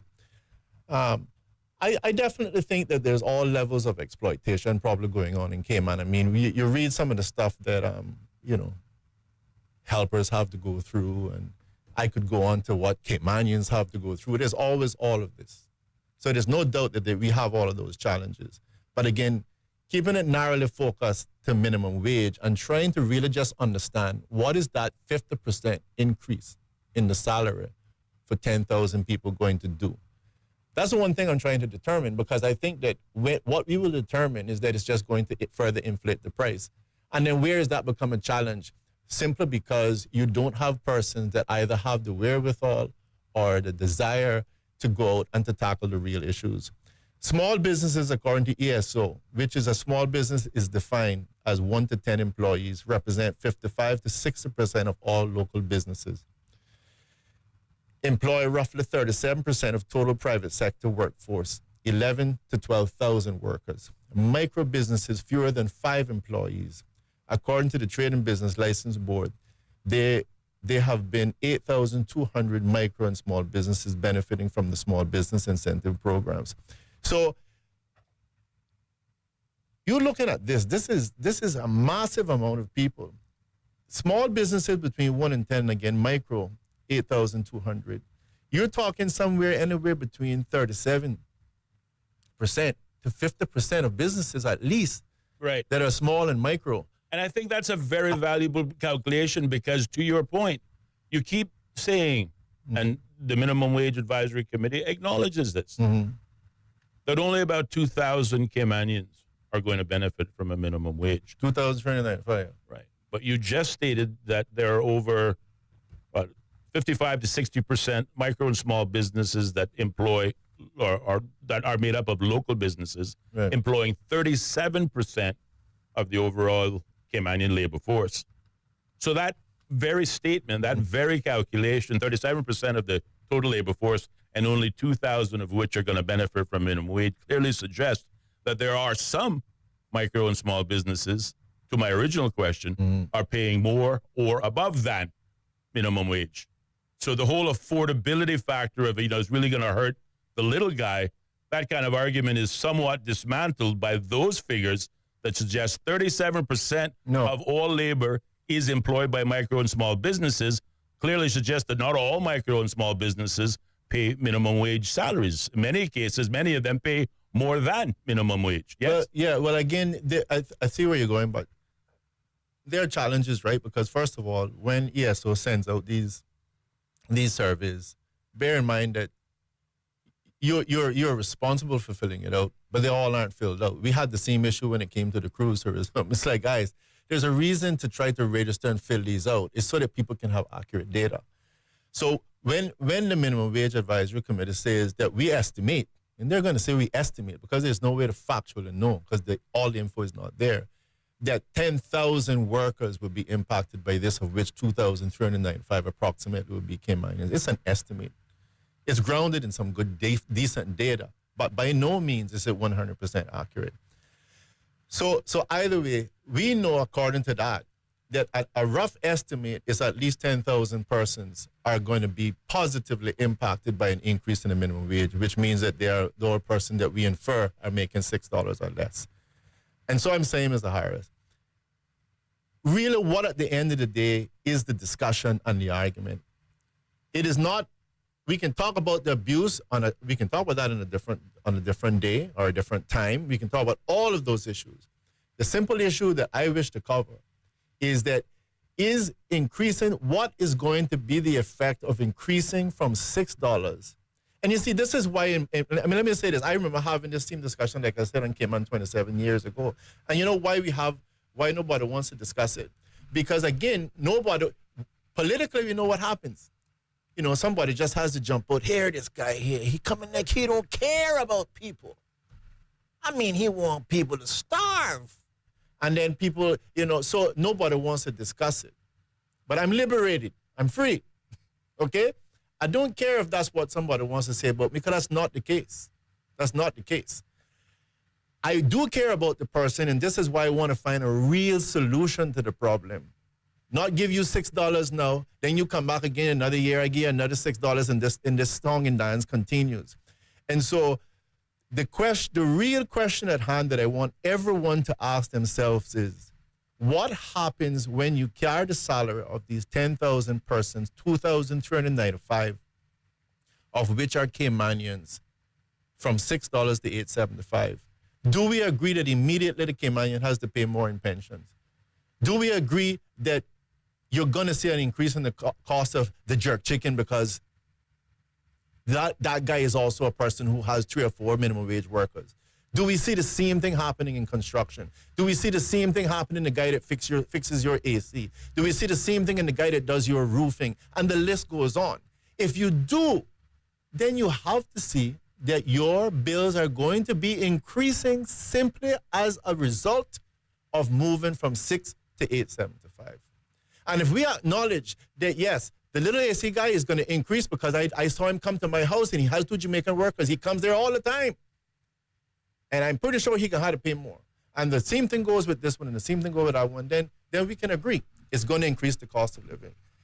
And I'm simply saying that there are tons of provisions. We had our friend come in here and tell us how we missed the boat, for example, on a 5-year window of opportunity for perfect renegotiation with CUC. But you know why it's not going to happen? Because we're too busy jerking around about minimum wage. Because that's a little quick and easy. It's a quick and easy fix. We're sitting down having rigid negotiations with CUC and all kinds of stuff. It's time consuming. You might have to make 2 enemies, then whatever, and I don't want to have to deal with that. But that is where the real solutions are to be found. Well, right? I will give you this. Mm-hmm. Give me something. In terms of, if we're talking about cost of living and or inflation and the factors that affect the rate of inflation, the big ones, energy prices, food prices, and changes in consumer spending. Changes in consumer spending, obviously, if you're living paycheck to paycheck or there was a pandemic and perhaps you lost a job or you got rolled back, again, earnings have declined, that can really dictate consumer spending. To the converse, certainly an increase in salary, whether it be a minimum wage or a living wage, the old adage is the more you make, the more you spend, that money hopefully is spent in the local economy. And that in and of itself creates economic activity. But the biggest... And inflation. And inflation, yes. But the biggest contributing factor to inflation, certainly in this jurisdiction and arguably the world, are energy prices. And to your point, we have spent a lot of excess energy not addressing the real elephant in the room. We created OFREG. When I say we, as a government of people, we created OFREG, a utility regulator, to try to bring prices down at the pumps. But really, have we succeeded? I think in part, yes, to a certain extent, because prior to OFREG, nobody was posting their gas prices. So the average motorist driving along the road just had to pull in and buy gas to figure out what the price was. Now, since the introduction of OFREG, talk about competition, things that spur economic growth, gas stations are required to, at the very least, post their prices, one gas station to the next, and motorists can see that at the roadside.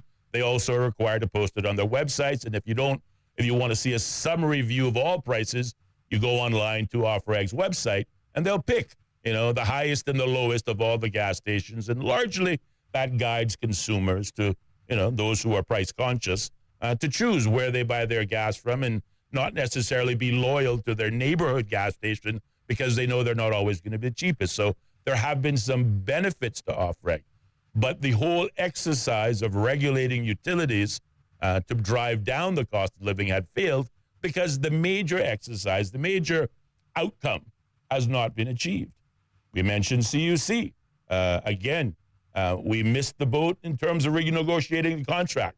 I don't know if that was intentional or unintentional, but I'm going to believe it was intentional because nobody wants to really grab that bull by its horns. But we see, whether it be solar, we talk about, the need to develop renewable energy. Renewable energy is free. We talk about constantly how hot is it today? Surface of the sun hot. But we see how underdeveloped we are in renewable energy as a means of truly bringing down that cost of living.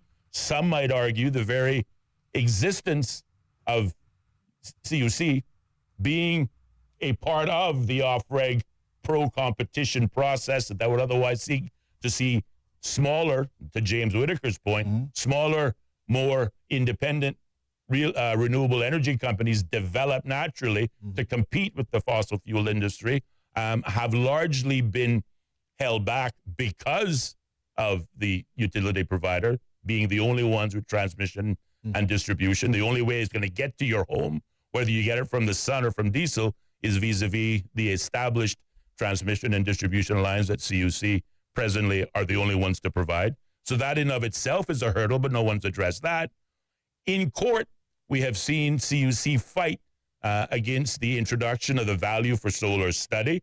Why would they do that? Again, some might say, well, their shareholders make their money on the generation of firm power, which is still dependent on the traditional diesel fuel. They're not really interested in seeing renewable energies take off just yet. Of course. Unless they're doing it.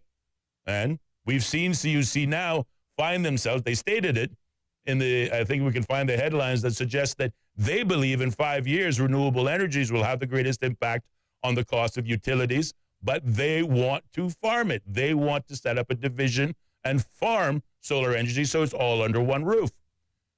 Just last month, CUC was also in court with our friend James Whitaker, who were fighting to withhold the whole value for energy report. What it's costing CUC to create the energy that it is in turn charging Joe Public. They are too fighting the release of that information. So the point I'm trying to make here is that we are in 100% agreement that the real costs that contribute to inflation and therefore the cost of living are energy prices. And that is something definitely one of them. The single greatest. You find me one sector that contributes more to cost of living than inflation, than energy, and I'll buy you dinner. Well, I think banking does as well. But let's just deal with energy for a second. I can tell you that when I was in government, I remember CUC back in the time talking about thermal energy, where they were talking basically even between the heat differentiation between the top of something in the ocean versus the bottom, and the list goes on. Geothermal.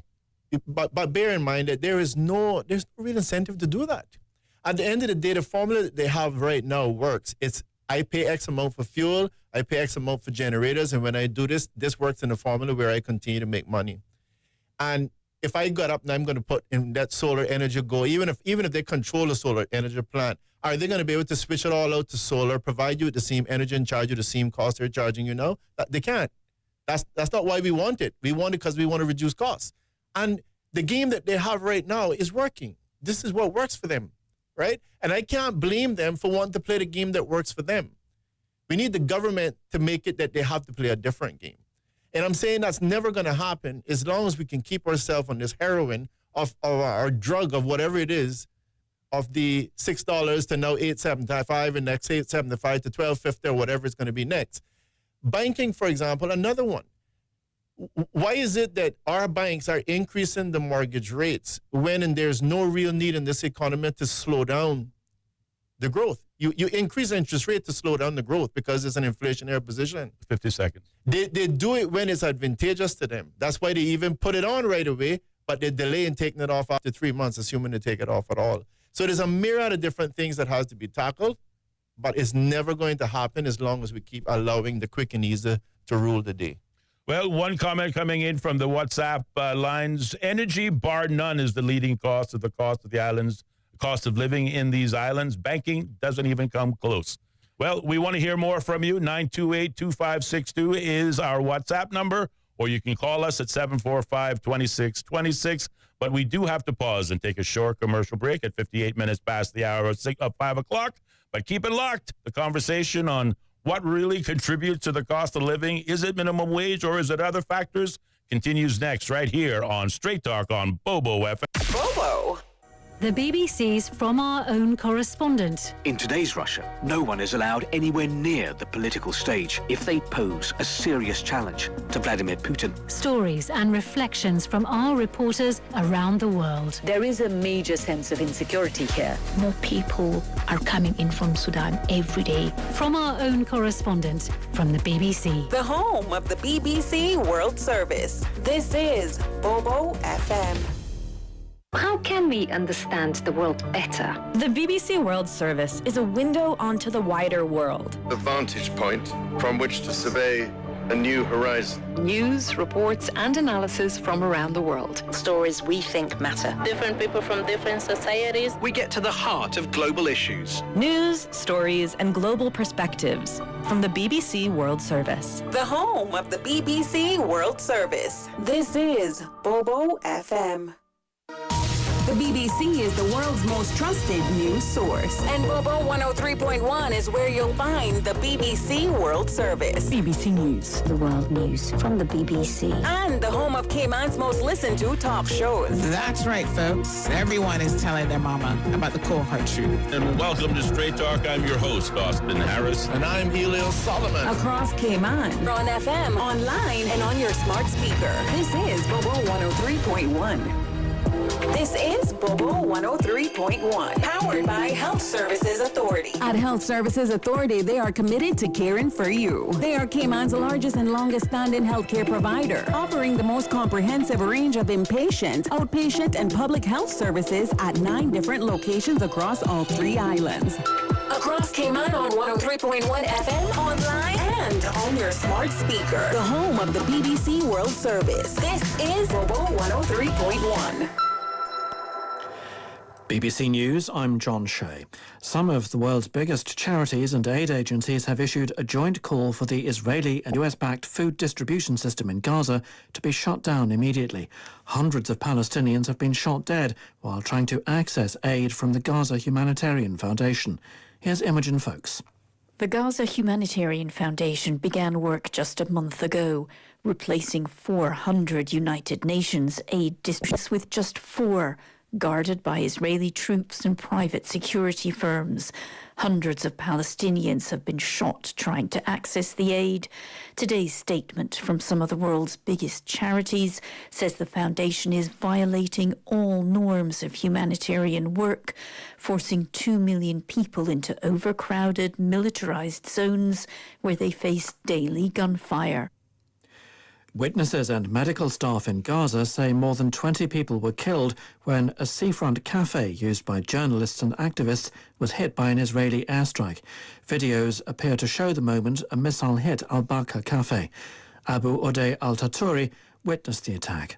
Everyone was happy sitting in the cafe. They were escaping the sadness. Then the missile hit. It tore into the children, the women, the men, and the workers. No one was spared. The Israeli military has yet to comment. In all, at least 60 people were killed during Israel's military offensive on Monday. The US Senate is holding a series of votes on amendments to Donald Trump's huge tax and spending bill, which he wants to sign into law by Friday. The marathon session is expected to continue through the night into Tuesday morning. The deeply divisive plans would extend tax cuts from Mr. Trump's first term while cutting some welfare programs. Our correspondent, Jake Kwan, looks at how the bill is progressing through the Senate, where the Republicans have a slender majority. It does look like it may pass, and it has gone through the Senate earlier just by one vote to be brought onto the floor to the debate. And it is going through a process called vote-a-rama, where these senators bring amendments to the bill, and then they can quickly vote on them. But this is something that takes hours to go through, and we'll need to see if it passes, because if it passes, it needs to go back to the House of Representatives for another round of amendments and votes. Now, the president has set the deadline as July 4th, the American Independence Day, but it's still up in the air because the margin there between the Democrats and the Republicans is even slimmer. The International Criminal Court says it's been the target of a sophisticated cyber attack during last week's NATO summit in The Hague. The ICC stressed that the attack was quickly detected and contained. It's the second major cyber incident the ICC has faced in recent years. World News from the BBC.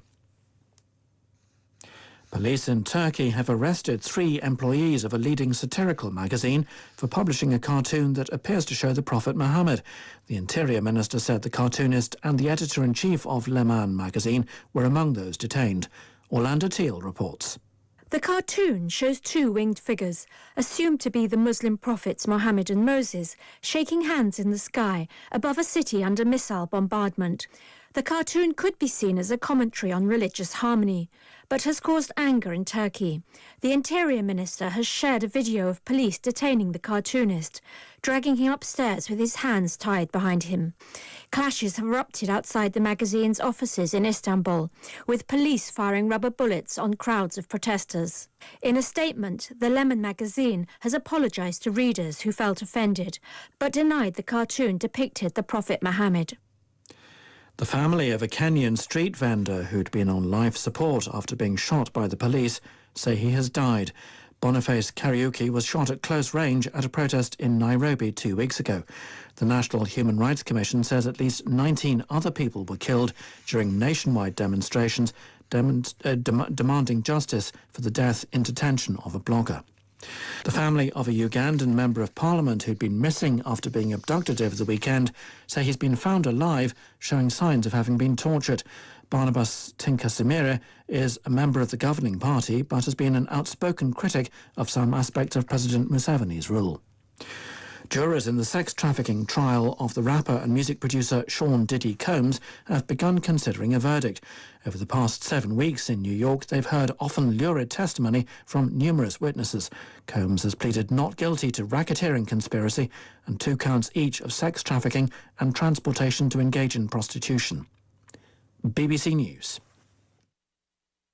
Hello, this... The views and opinions expressed on Straight Talk with Austin and Ellio do not necessarily reflect or represent the views of Stingray Media, its staff, or contributors. Callers to the program accept full responsibility for the views expressed. The show host and affiliates are not liable for any statements made or any harm claimed. All callers to the program indemnify Straight Talk from all claims. Offensive, defamatory, or unlawful content will not be tolerated. Be a part of the conversation by calling 745-2626.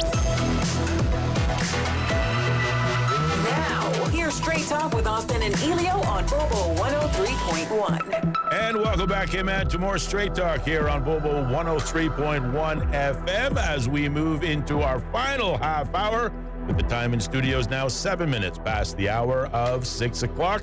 taking you all the way until 6:30. Having a vibrant discussion on the subject of minimum wage, its effects on cost of living and inflation, and of course, what are some of the other, if not real, culprits of the increase in cost of living and inflation? Well, we have been discussing them, and certainly you're welcome to be a part of the conversation.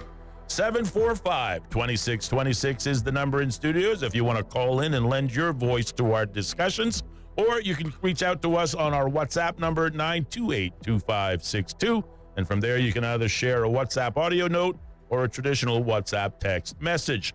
Whilst I keep scanning for phone calls, I do know we have at least one WhatsApp message. It says, not saying that Ellio isn't right that somebody is messing with us when it comes to interest rates. They definitely are taking advantage somewhere. But as far as energy costs, it affects absolutely every human being on this island, whether you have a mortgage or a car or not. What do you have a bank account or not?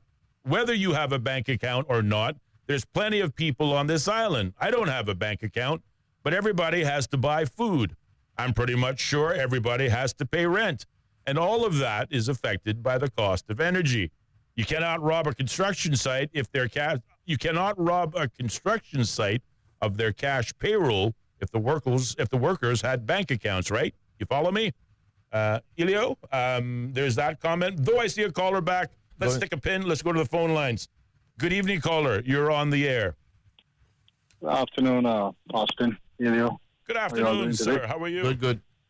Not bad. Bad, yes. Good topic. Thank you. For the minimum wage. Thank you. The problem we have here, which you all touched on it a bit, is we don't really have a minimum wage issue, right? You can change it to $10, even if you look at the cost of living. $10 an hour isn't even a livable wage here, in all honesty. With the cost that we have to pay here just to live, the supermarket costs, you see all this other stuff, it's not really a livable wage, right? So we can continue to do this, or we can address the main issues that we really have, and that's generally the cost of living, right? Right. Which would then bring money back in people's pockets. Now, I would venture to say that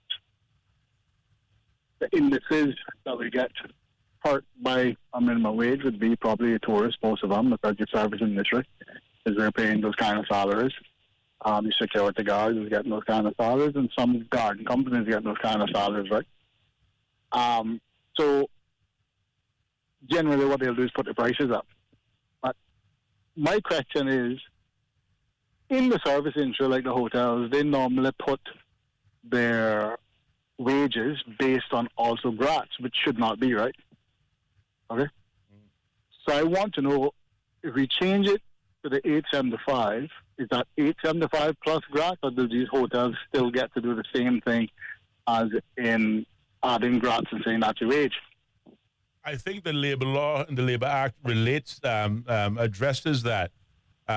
For employees who earn salary but no gratuities, minimum wage applies.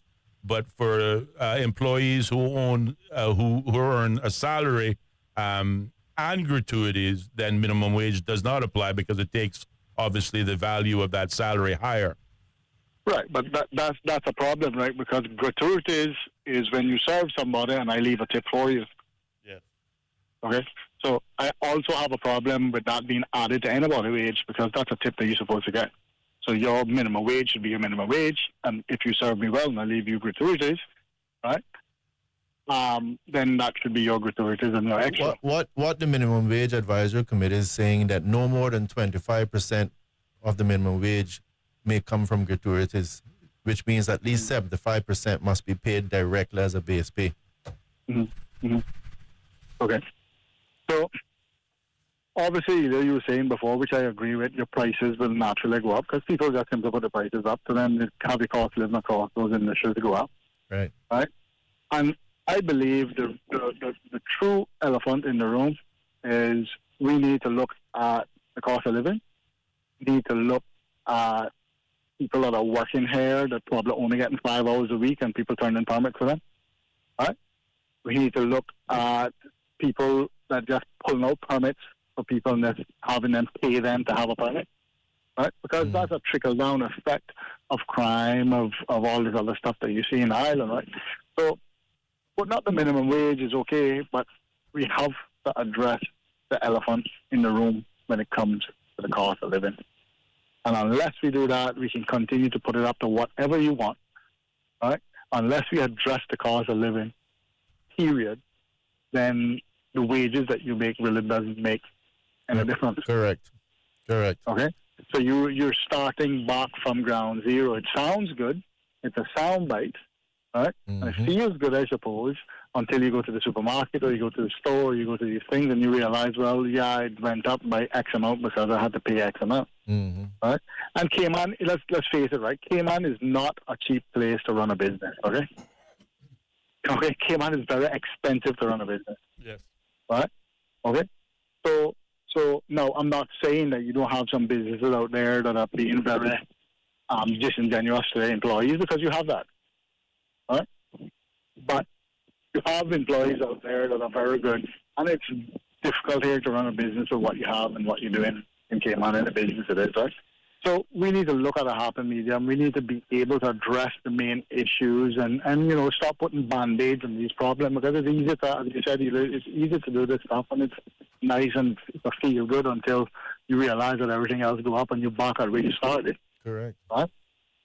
But to address the CUC issue, to address the food security issue and the food crosshair issue, those are things that we need, those are things that we can address, and we can address them. We just need the willingness to be able to address them and want to address them. That is correct. And all I'm saying there is that you're never going to get that will as long as you've gotten these politicians hand the bill for this little quick and easy increasing minimum wage to make people feel good. And that's where I think it's incumbent on all of us to educate people to make them realize this is not the solution, and hold the politicians accountable to go out there and to deal with real solutions. Yeah, so I give this government, I guess, is the early stages of them trying to do this stuff. So I guess you have to give them a little bit of time to see if they address these issues. But in all honesty, those are the issues that I would expect this government to hit the ground running on, because it affects everyone. Correct. Not just one a set of people. It totally affects everything across the board. So if you really want to do something, then that's the things that we really need to look at, right? Not these street lights and speed bumps, and let's address the real issues that are affecting everyone, that would put more money in people's pocket. And the only way to do that is to drop the cost of living. And it's not that we can't do it, we just need the willingness to battle CUC and battle these people to be able to do it. Absolutely, caller. Thank you. Thank you very much for those comments and sharing those views. Just very quickly, Ellio got another WhatsApp message that says, KYD $1,200 last month's CUC bill. I'm dreading the bill in July. The fuel was outrageous last month, and the bills just seem to increase every month after month. We are cutting back on usage, drying clothes outside, etc., but nothing changes. It is daylight robbery. They have a license to print money. Sorry for all the cliches. Nowhere in the world is power as expensive as it is in the Cayman Islands, yet we have so much sun here. Why are we all not on solar power? Why is CUC not regulated? And why isn't there a mandate for renewable energies to be expanded? Again, referring to, the highest impact on cost of living and inflation in many is the cost of utilities. Well, again, I will say this. First of all, I'm not going to really argue about that point, because at least what I'm seeing here is people are starting to realize exactly what the problem is, and that minimum wage is not going to solve it. But what minimum wage is going to do is give enough Kool-Aid, enough feel-good for people that the politicians get to escape not doing something for another 4 years. And if we can educate ourselves that this minimum wage is not the solution, then it means that we can hold them accountable to get out there and fix the CUC. Now, I did want to respond to the one that you had before that as well, but I got one here saying all that you said about the effective minimum wage hike is true. I agree 100%. Once these small businesses, most labor-intensive kinds, starting to close down due to minimum wage increase, job opportunities will soon be lost. The bigger companies will monopolize the industry and can dictate pricing. So the other caller talked about the biggest one. And again, I'm picking on this perhaps out of pedantry maybe, but the reality of the situation is I think we shouldn't just get up and say, dismiss, oh, the banking is not the big one, Ellio, it's the CUC is the big one. I want people to understand Maslow's hierarchy of needs tells you water, food, shelter, that's a priority. You cannot build a building in Cayman unless you're super rich, unless you're rich. You're building with a mortgage. So a lot of these apartments, condos, the places businesses are renting. You're walking into a little place to rent to do a small business. People paying $10,000, $15,000 a month. So you could want to sell water, and you already start calculating how much you need to sell on your break-even point to pay your rent. Okay? So do not underestimate how important it is in terms of the mortgage. It might be insidious. Maybe you can't see it like your electrical bill every month. But when you go to that business and you buy a product, part of what you are paying for is for his rent. And he's paying for his rent because the person who built the building has to pay back all of that money on a commercial loan within a 10-year period of time, and he's getting robbed. So please, don't be so dismissive. But that said, I'm not going to argue about whether you want to talk about its mortgages and its loans or whether you think it's CUC. I'm happy for all of them because those are the real culprits in the room. Those are the real problems, not the minimum wage. I am imploring Caymanians and foreigners alike. Well, again, let me just make it clear. If I am the typical low-wage worker in Cayman, and I'm making $6 and someone's going to increase it to $8.75, I want it. 100%, I am not going to blame them for fighting for it because at the end of the day, they should be able to continue to live their lifestyle as they're living now on $6 and take the other $2.75 and send it home. So I can't blame them, but I can tell you anyone that has to live in this country, invest in this country one way, shape, or another, I implore you, I want you to understand minimum wage is not the solution. It is a Kool-Aid that you're drinking from. It's a drug that you're taking. The real solution is to deal with electricity, deal with the banking. I mean, has anyone, look at what young people have to deal with now. When I was younger, you go to the bank, get a mortgage, 10, 20, 25 years, you build a house. Now you have to have a construction company to build that house. You have to have an independent project manager. All of these things so that they can mitigate, reduce, eliminate their risk, but at the same time, stick it to you high with the interest rates. And all of this crap adds up. Every business that you go to buy a dolly, a game, water, food, they're paying a mortgage. They're paying something to the bank, and I guarantee you it's in the bottom line figure for them to calculate that little BE, that little break even. It's in there. So you are paying for it. It's just not being handed to you like a CUC bill, but you are paying for it. So all of these things is what needs to be addressed. And I want to make it clear as well, picking up on the heel of the last caller. This is not me trying to knock this government. I gave accolades to the government the moment I thought that they were going to delay on this minimum wage. And I'm not picking on them. It's any government. I am just here to give you the facts and figures as to whatever I believe is in the best interest of Caymanians. You can hang me up, whatever you want. Time will prove that I'm right. And I'm simply saying, whether it's this government or not, let's tackle the real problems. And we're not going to tackle it as long as I feel there's a quick and easy. I want people to understand the three things killing people in the world today is quick, easy, and emotions. They want it quick, they want it easy, and emotions killing us. Because again, don't even be too dismissive. Unless you got some facts and figures that I'm unaware of, I'm not necessarily going to prioritize as to which one is the highest. But I can tell you, those are the things that when we address them can stretch your dollar. And a Caymanian listening to me right now can probably say, Ellio, I can go live in another country with this amount of money and live good. Okay, so how can you do that? How are you able to do that?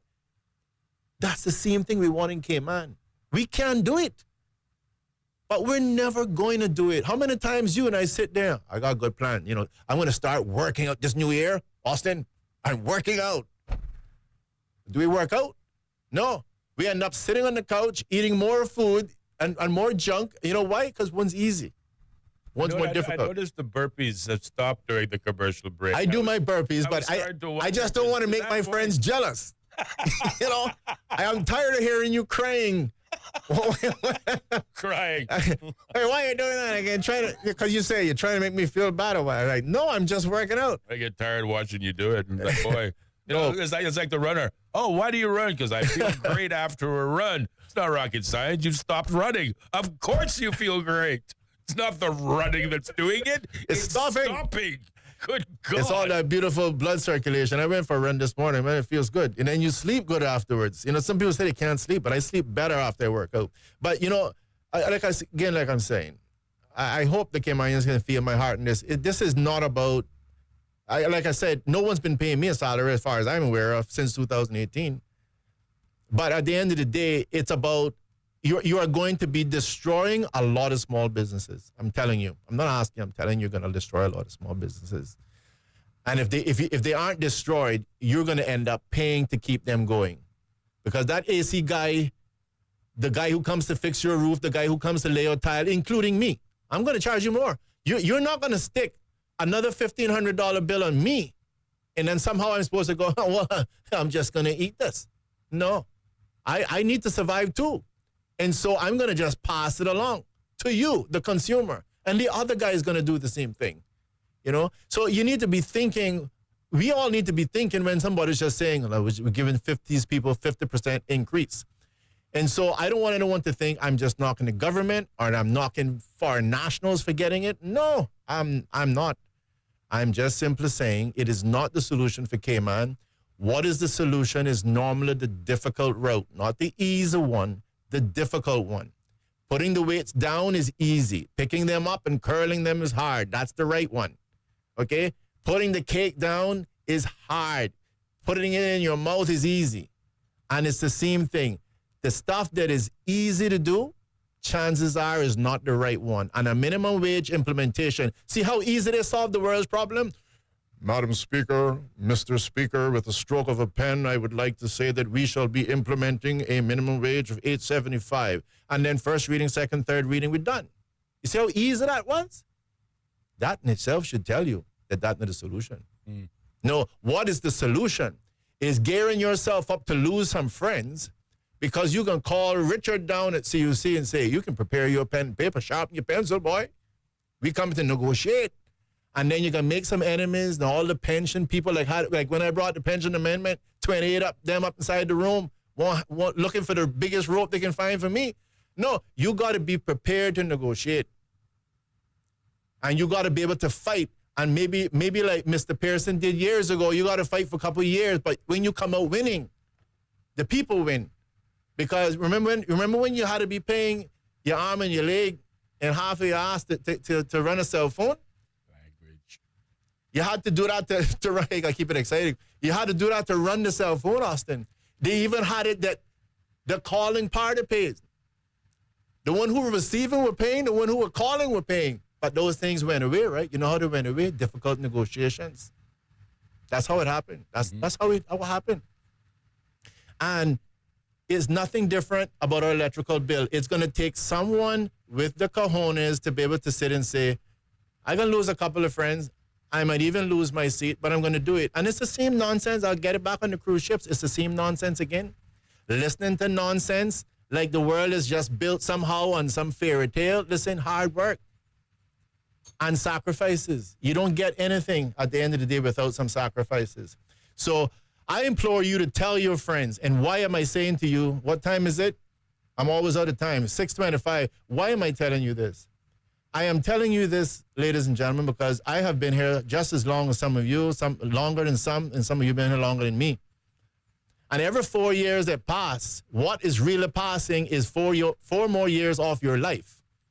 And for many of you, it's going to come a very quick time when you're not going to be able to work anymore. And you're going to be depending on whatever's happened today. And so I'm saying to you, as long as we allow politicians to take the quick and easy, to stroke of a pen, first, second, and third reading to increase the minimum wage, they're never going to tackle the tough issues. And we need them on our behalf. We need this government on our behalf to tackle the tough issues of dealing with the CUC, dealing with the banks that are ripping us off because they can do better. But they don't need to do better because the financial model that's working right now is working very good for them. And why are you going to come off of that grave latrine to save you? No. So the government, the royal we, is the one who is supposed to step in and say, you've made enough, long enough, and now the people need to save something. And that's the sort of leadership the country needs. All right. Well, you heard it first from the... I thought you had another good email on there. Don't leave me on any good emails. No, there's no more. I didn't hear anything complimentary come off of that, but I heard you say something complimentary during the break. Don't rob me, man. Don't rob me. I read everything that came out. Let's see. Oh, sorry. There's one more. My bad. You see? Ellio, you're right. There it is. No, I didn't hear what you said. Ellio, you're right. Don't feel bad. The simple truth is government can't, or they're afraid to scrape knuckles and come up with any real solutions to counteract inflation to justify wages. Let me say it again. Ellio, you're right. I appreciate that. You're right. So the writer says. Because I know one thing, if I were wrong, they wouldn't have a problem singing that one. So go ahead and sing. Boy, if I get it right, try to sing it now. I'll tell you that. But even a stopwatch is right twice a day. Right. Well, again, you've heard it first here on Straight Talk. And again, another valuable conversation. Thank you to the listening audience who participated and joined us with it. And to think, today's only Monday. We got 4 more days left in this week. I've got another good topic for tomorrow. You got another good topic for tomorrow? Yeah. You want to tease the audience with it? I'm wondering if we should talk Bible about tomorrow. But no, I want to talk about no, I don't know if I quickly, Ellio. No, I'm not gonna say it. No previews. No previews. All right, you have to tune in tomorrow at 4:30 to find out what's on the agenda. As always, you can be a part of the conversation by dialing 745-2626 or catch us on YouTube and Facebook. If you missed any part of the show, tune into YouTube and replay it and make sure you don't miss a thing. We'll see you tomorrow for more Straight Talk on Bobo FM. The home of the BBC World Service, the most trusted news source in the world. This is Bobo 103.1.